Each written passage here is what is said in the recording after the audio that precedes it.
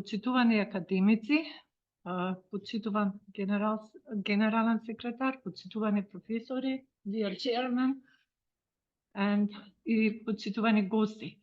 Во интерес на времето, ќе ја прикажам презентацијата на англиски.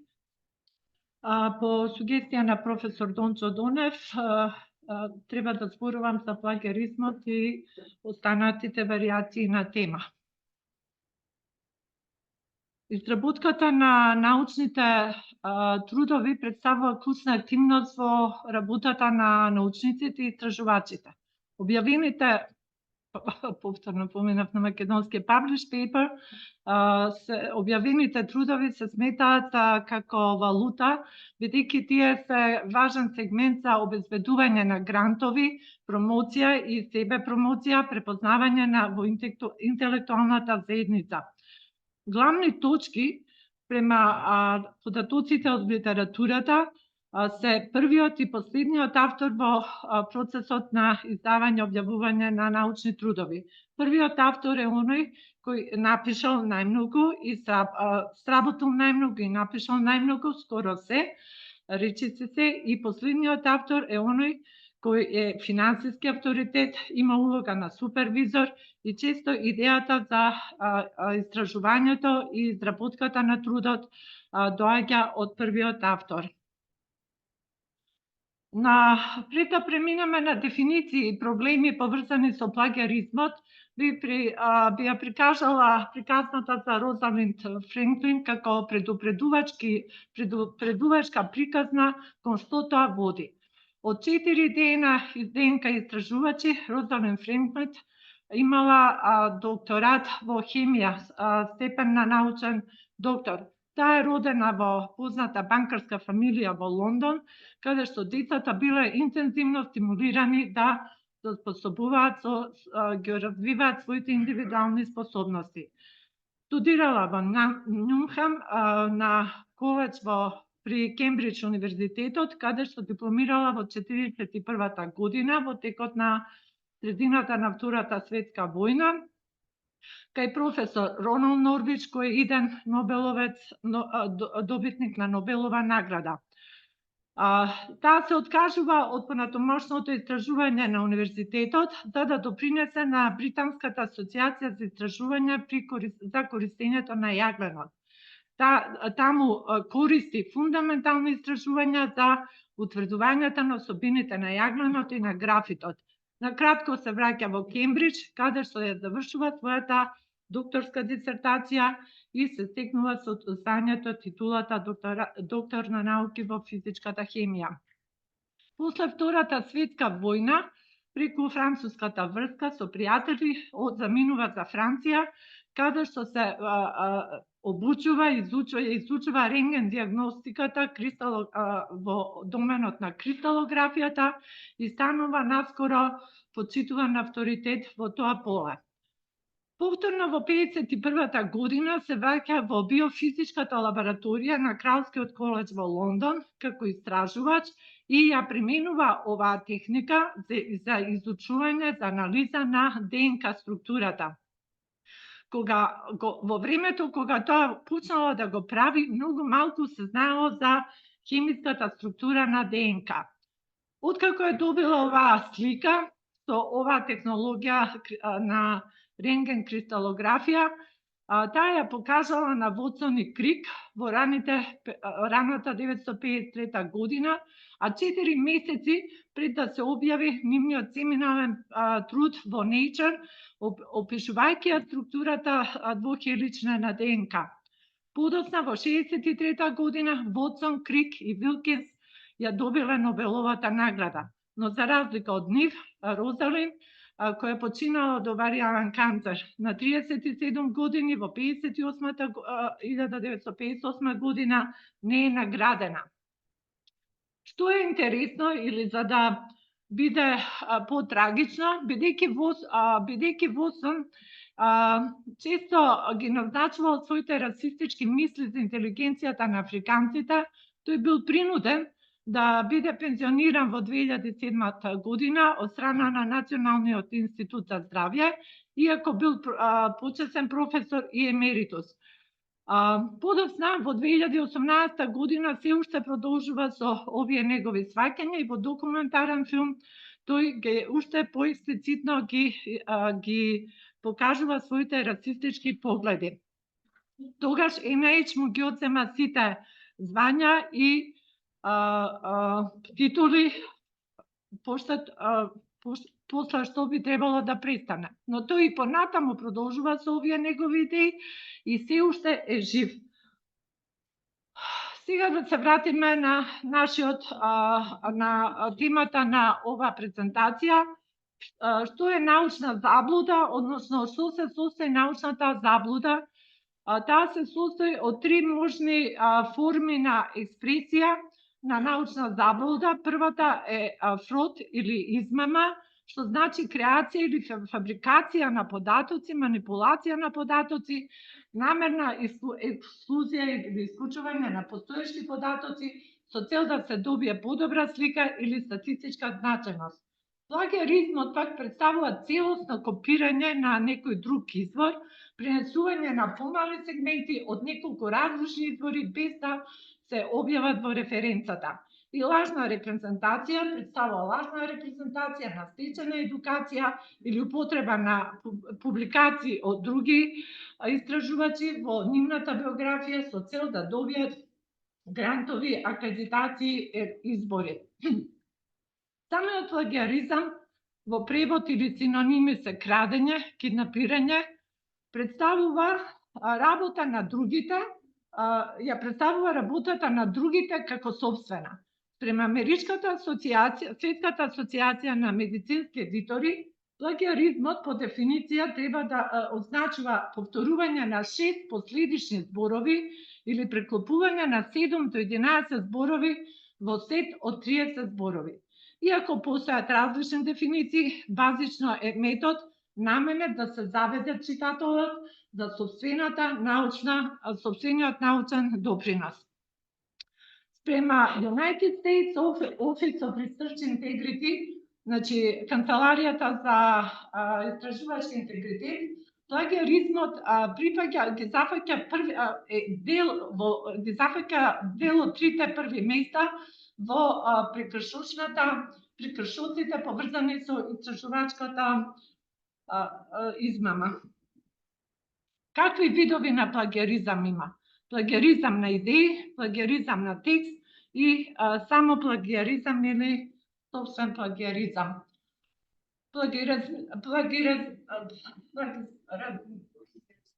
Плагиаризмот, бидејќи брзам, на идеите ги вклучува идеите на луѓето, методите и резултатите на во нашата собствена работа без да оддадеме признание на оригиналниот автор.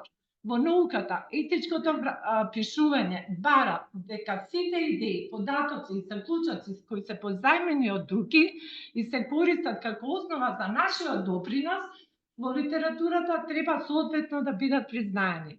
Специфичниот начин на кој ние тоа го даваме, тоа признание варира од контекстот, дури од дисциплината, но најчесто е во форма на фуснота или цитирање на референца во библиографијата.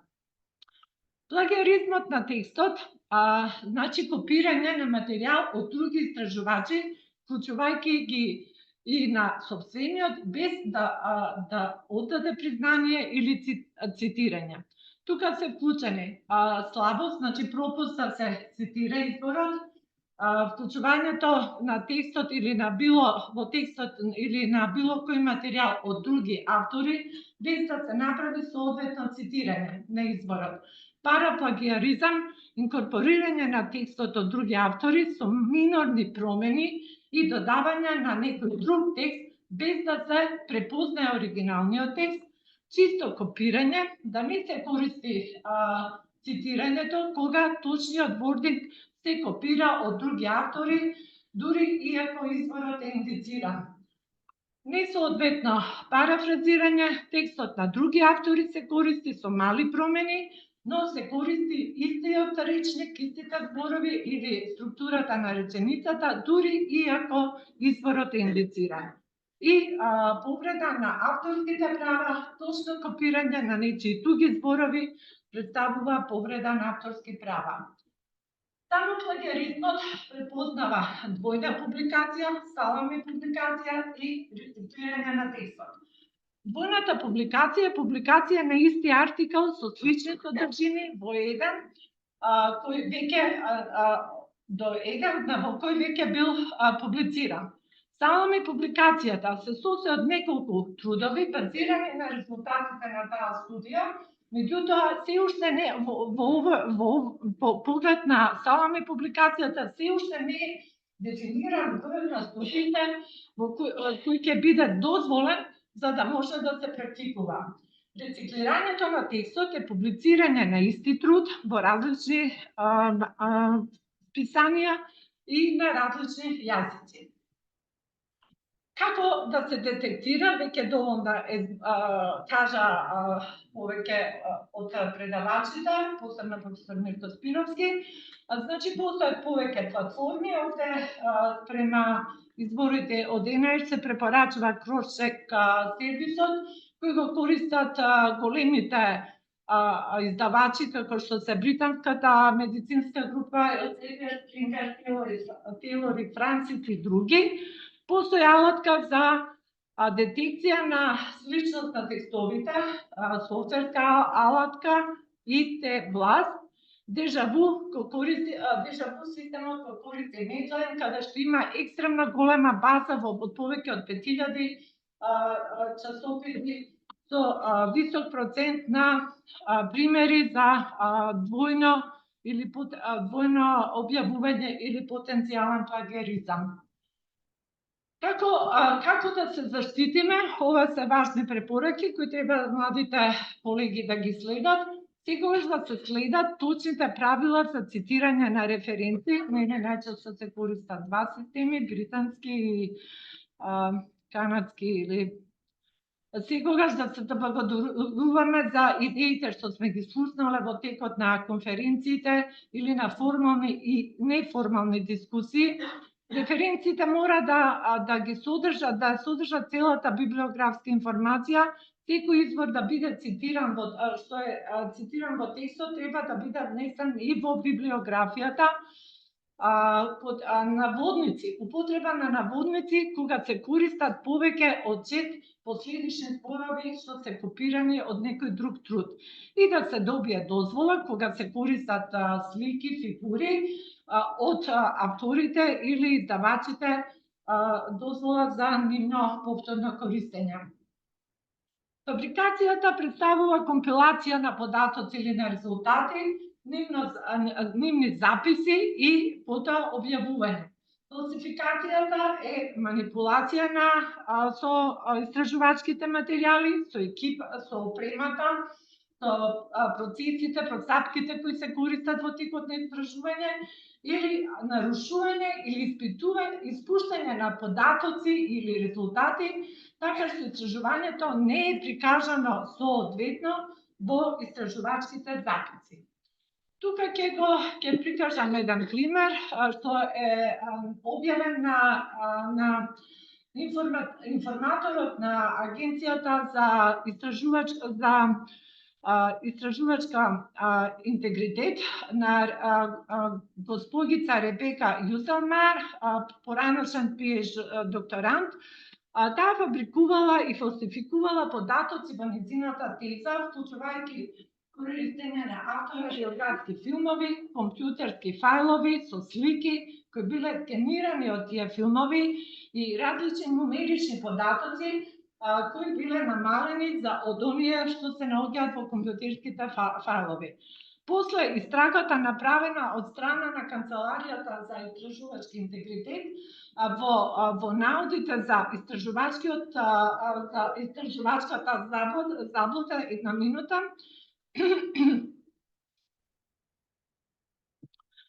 значи, таа била принудена да го повлече манускриптот, прекинати се нејзините докторски студии, понатаму е забрането да направи било каков договор или субдоговор со било која државна агенција од владата на Соединетите Американски држави.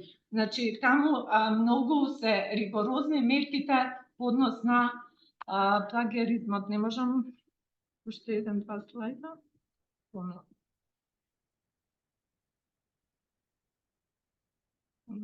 Мислам, тука накратко не можам да... Ова е уште еден пример.